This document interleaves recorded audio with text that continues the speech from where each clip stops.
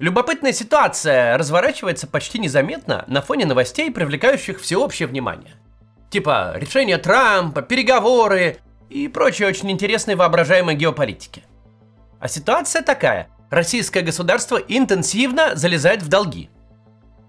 О бюджетном дефиците, который вот буквально 1,5 недели назад повысили на текущий год до 5,7 триллиона рублей, мы с вами уже говорили.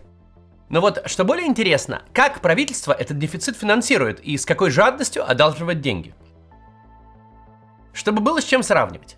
За весь довоенный 2021 год российское правительство разместило облигации федерального займа ОФЗ на 2,6 триллиона рублей. В 2022 на 3,2 триллиона, в 2023 на 2,8, в 2024 на 4,3. В 2025 году планировалось увеличение до 4,7 триллионов, а сейчас это уже почти 7 триллионов. За год правительство одалживает у банков в среднем под 15% внушительную сумму, более 3% ВВП России. Или 1/5 часть всего федерального бюджета на этот год. И это только планы, а не фактические заимствования, уже превысившие 7 триллионов. 12 ноября был поставлен абсолютный рекорд за все время наблюдений. Правительство разом разместило облигации федерального займа на сумму более 1,8 триллиона, почти 1% ВВП за день. Тут у любого нормального человека, который сходил на сайт Минфина и посмотрел, что в сентябре в Фонде национального благосостояния лежало 13 триллионов, возникает вопрос. Как так вообще получается, что у государства вроде как куча денег, ну уж как минимум их достаточно, чтобы полностью финансировать даже большой дефицит, уже пару лет так точно, но оно лезет в долги под процент, как у потребительского кредита в нормальных условиях? Что-то тут не клеится. Давайте разбираться, и тут нужны пояснения. Почему у правительства деньги как бы есть, но как бы и нет. Еще поговорим о том, к чему приводит быстрое накопление настолько дорогих долгов и чем все это может закончиться. Только перед тем, как начнем, напомню. Если вам или вашим знакомым все сложнее обходить блокировки, в описании собраны разные способы, как это сделать. Среди них есть VPN Liberty. Сейчас сервис предоставляет бесплатный период на 30 дней без привязки к карте. Сами попробуйте и другим посоветуйте.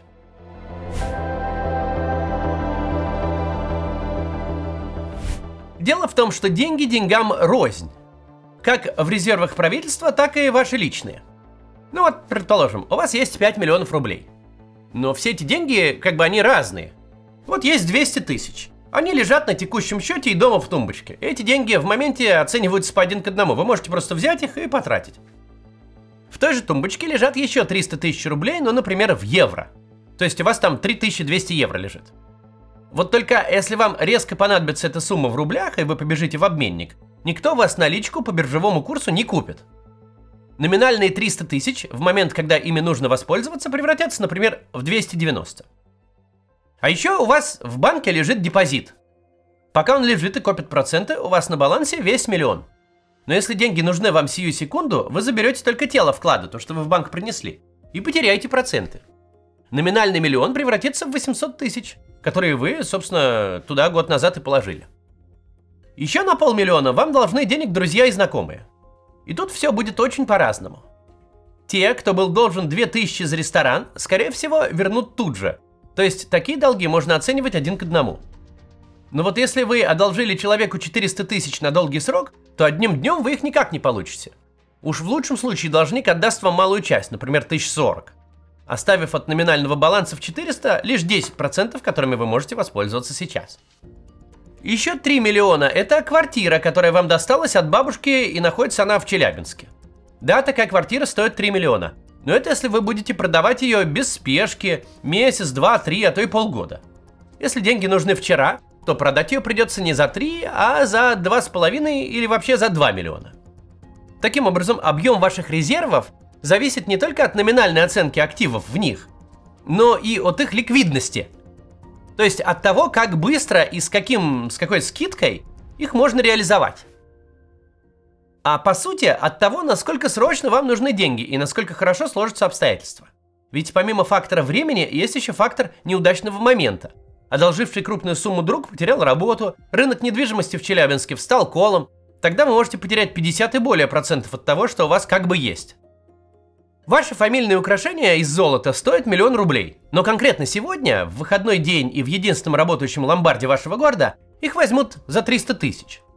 И вас, конечно, не утешит, что через неделю их можно будет продать коллекционеру за 1 миллион, а в городе за 1000 километров найдется ломбард, готовый взять их и за 700 тысяч.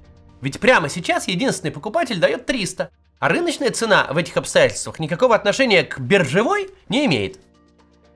Если гипотетически у вас активов на 5 миллионов и вам срочно понадобилось 2, но без чудовищных потерь вы можете вынуть прямо сейчас только 500 000, то у вас нет иного выхода, кроме как одалживать деньги. У друзей, у банков, неважно. Важно, что у вас деньги в теории есть, но в реальности, чтобы их потратить, нужно залезть в долги. Так вот, у правительства все так же. Есть деньги на целом каскаде банковских счетов бюджетной системы. Туда стекаются все доходы: налоги, сборы, пошлины, акцизы, штрафы, доходность по ценным бумагам, прибыль от приватизации, от пользования государственным имуществом, короче, от всего.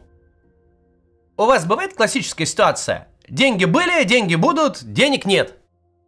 У юрлиц это называется кассовый разрыв. Зарплата должна была быть, например, 21-го, но выдались не то праздники, не то выходные. В общем, деньги точно придут 23-го. Но платежам за свет, за электричество, за мобильник, за аренду на это плевать. Тут нужны не гипотетические деньги, которые будут потом, а реальные, прямо сейчас. И выхода нет, в ход идет кредитка. Или когда разом приходит 1 миллион счетов. Допустим, вы делаете ремонт. За производство кухни решили выставить счет пораньше, а каменщики, наоборот, сообразили, что что-то делали сильно позже. По отдельности, в разные месяцы, такое не страшно, а разом фиг пойми, чем платить, ну нет денег на счету. Правительство тоже запросто оказывается в таких ситуациях. Приходит конец года, надо закрывать все счета, открытые в начале года. Выплачивать все освоенные сметы, а денег на счетах нету, ну просто физически нету. Ведь счета у правительства не какие-то специальные, не волшебные, которые как скатерть-самобранка сами генерируют на себе циферки. Если пенсионному фонду нужно разослать по своей вертикали деньги на оплату пенсий, Минфин должен прислать деньги на расчетный счет фонда. А если их там нет, то они там сами собой не возникнут ниоткуда. Если обычный человек в такой ситуации достает кредитку, то правительству нужен другой способ получить перевод на свой счет от банка. Способ такой – аукционы ОФЗ, облигации федерального займа. Банки покупают эти облигации и переводят деньги на правительственные счета, а взамен получают обязательство вернуть деньги через течение 10 лет или даже больше. Таким образом, правительство берет в долг, чтобы закрывать текущие обязательства. Но у правительства вроде как же есть резервы.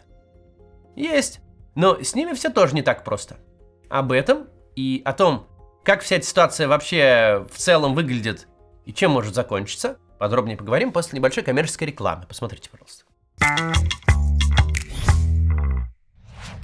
Если вы часто пользуетесь криптовалютой, переводите деньги за рубеж, получаете в ней зарплату или инвестируете, обратите внимание на один удобный инструмент – виртуальную карту MaxSwap.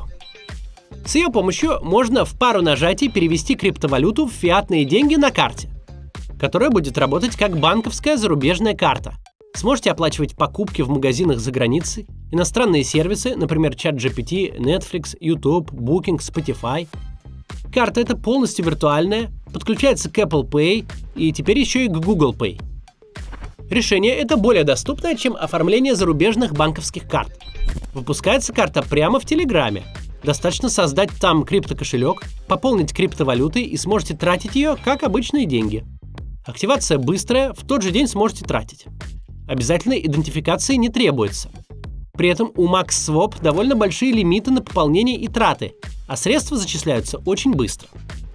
Наша редакция эту карту протестировала в Германии. Все работает. Поддержка у MaxSwap мы тоже протестировали. Она живая и старается сразу вникнуть в ситуацию. Очень дружелюбный у них сервис.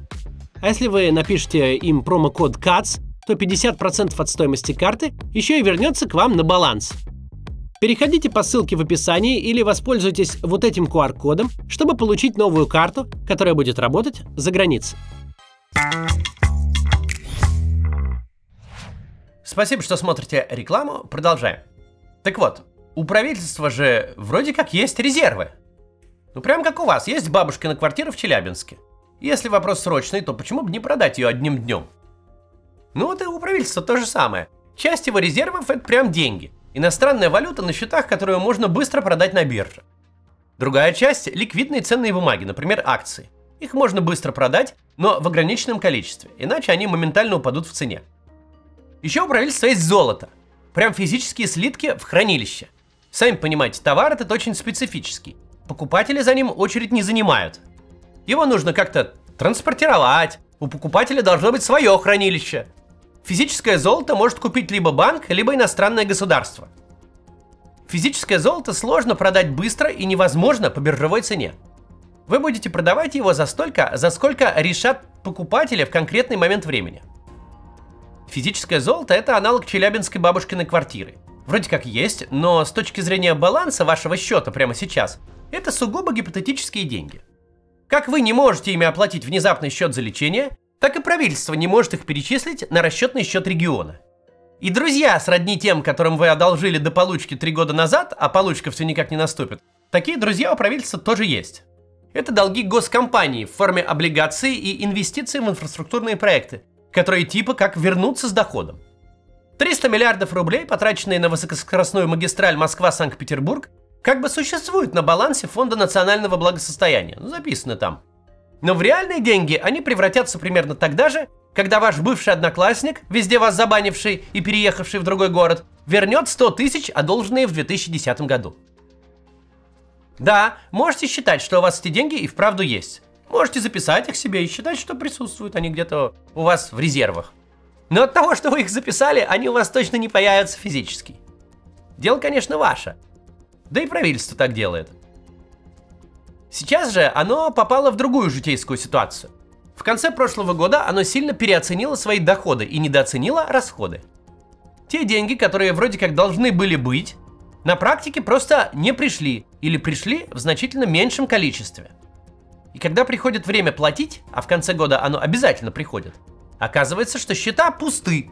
И надо денег не просто много, а просто макроэкономически много. Разом надо много куда заплатить.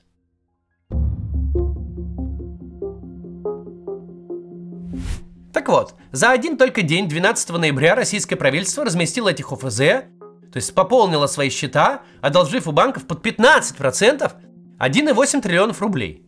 За один день правительство одолжило сумму большую, чем планировало дефицит на целый год. Если мы посмотрим на график аукционов ОФЗ, то заметим, правительство в этом году одалживает как не в себя. Сильно больше, чем когда-либо. Это говорит о том, что планы правительства по доходам и расходам разошлись драматически. Может быть, очень сложно поверить, что деньги у правительства могут закончиться. Вот просто как у обычного человека. Хлобысь, и на счете пусто.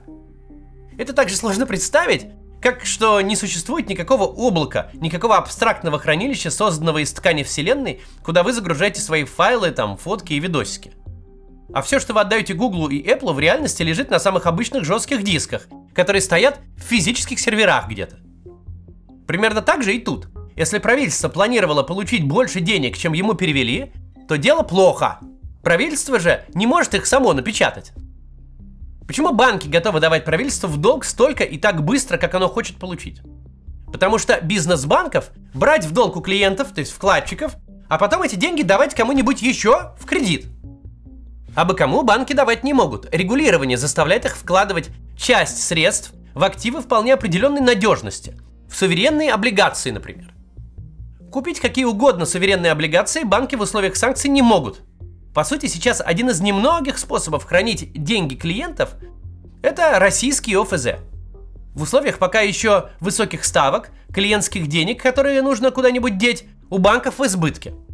Вот и покупают. Кроме того, такая схема позволяет проводить скрытую эмиссию, типа печать денег центральным банкам. Через аукционный репо центральный банк может давать банкам краткосрочные кредиты. Кредиты эти тратятся на покупку правительства облигаций, которые в свою очередь продаются, и банки возвращают деньги ЦБ. В результате получается, что деньги из депозитов оказались в полном распоряжении правительства, и оно их радостно потратило. Центробанк не может просто нарисовать цифры на счетах бюджетной системы, но может проворачивать вот такие вот бухгалтерские фокусы, когда финансирования бюджета за счет эмиссии на первый взгляд нет, но вообще-то оно есть. Правительство не может произвольно наращивать денежную массу в экономике, но у ЦБ есть механизмы, позволяющие печатать деньги в пользу правительства под видом кредитов. Берутся ли деньги из депозитов клиентов или просто печатаются Центробанком, в любом случае происходит два эффекта. Первый в том, что когда правительство эти деньги немедленно тратит на исполнение своих бюджетных обязательств, денежная масса в экономике резко увеличивается. То есть в экономике просто начинает циркулировать больше денег. Собственно, деньги, которые уже были в экономике, из-за этого начинают стоить меньше. Разом одолжить и тут же потратить 1,8 триллиона, почти процент ВВП, это не хрен собачий. Это резкий толчок инфляции. Второй же эффект в том, что резко увеличивается долговая нагрузка правительства. Отдать-то придется не просто каждый рубль, взятый по ОФЗ. Если ОФЗ рассчитано на 10 лет по 15%, то каждый год все эти 10 лет придется выплачивать по 15 копеек доходности. По оценке Центра макроэкономического анализа и краткосрочного прогнозирования, который возглавляет экономист Дмитрий Белоусов, совершенно не однофамилец, а младший брат нынешнего министра обороны. Так вот, по оценке этого центра, совокупные расходы на обслуживание госдолга в 2025 году составят 5,9 триллиона. Каждый 6-й рубль в этом году уйдет на обслуживание взятого ранее.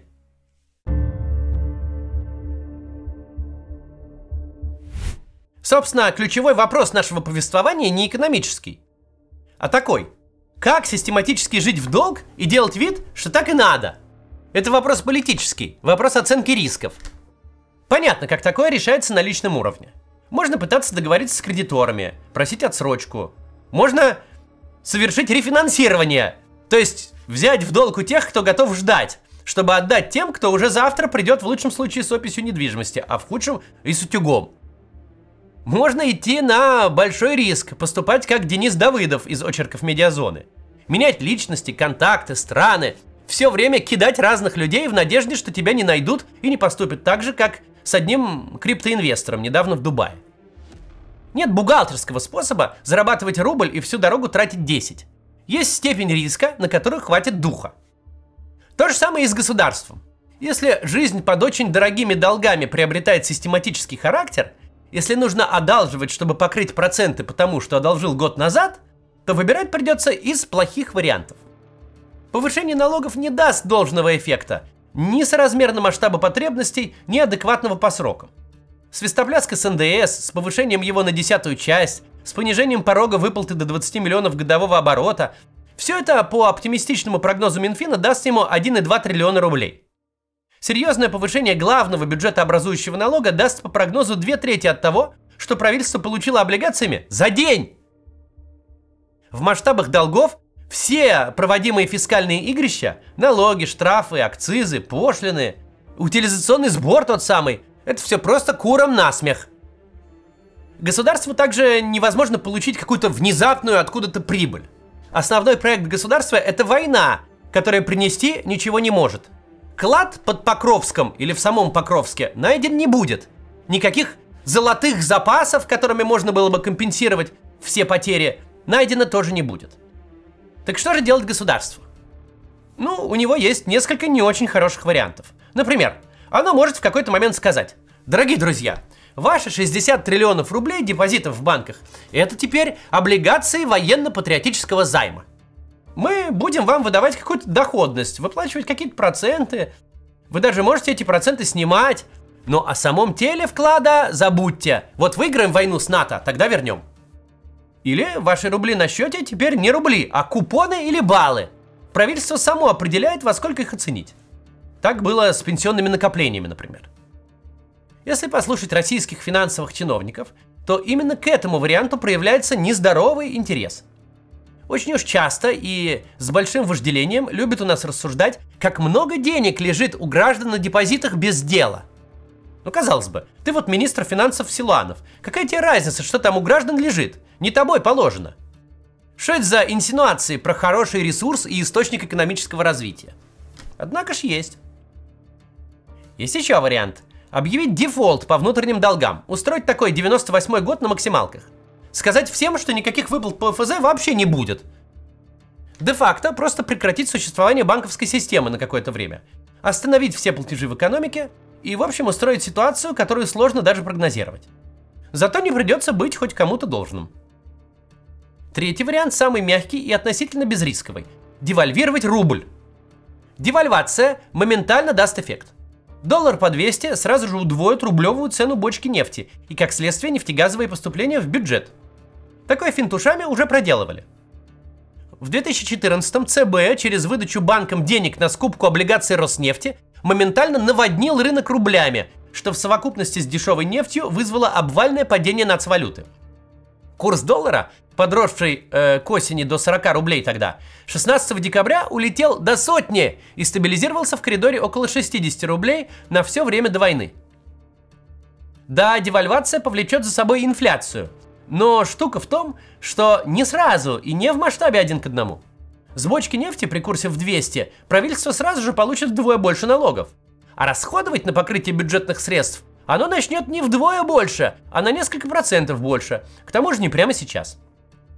Все варианты сводятся к простой как репа идее: за долги правительства заплатят граждане. Так или иначе, либо испарением своих сбережений, либо обесцениванием своих денег. Вопрос тут не в том, как бы циферки написать, а в том, как бы угадать, при каком варианте граждане возьмутся за вилы. Какое решение станет переходом невидимой черты и приведет граждан в ярость? Примерно так же мыслят всякие кидалы из интернета, криптолохотронщики и же с ними. Одни спинным мозгом чуют, когда можно кинуть и насколько, чтобы жить долго и счастливо, меняя личности и локации. А другие переходят грань, за которой уже достанут и в Дубае, и на Луне. И тогда про них пишут не авантюрные очерки, а некрологи. Понятно, что нет ни одного человека в первом десятке кругов путинской челяди, которые бы волновались о благосостоянии граждан. Важны два вопроса. Справится ли Росгвардия и будет ли она, синхронно с гражданами обедневшая, особо стараться? Как бы так всех обобрать, чтобы обобранные не особо обиделись? Это главный девиз бюджетной политики на 2026 год и на плановый период всего обозримого будущего. До завтра.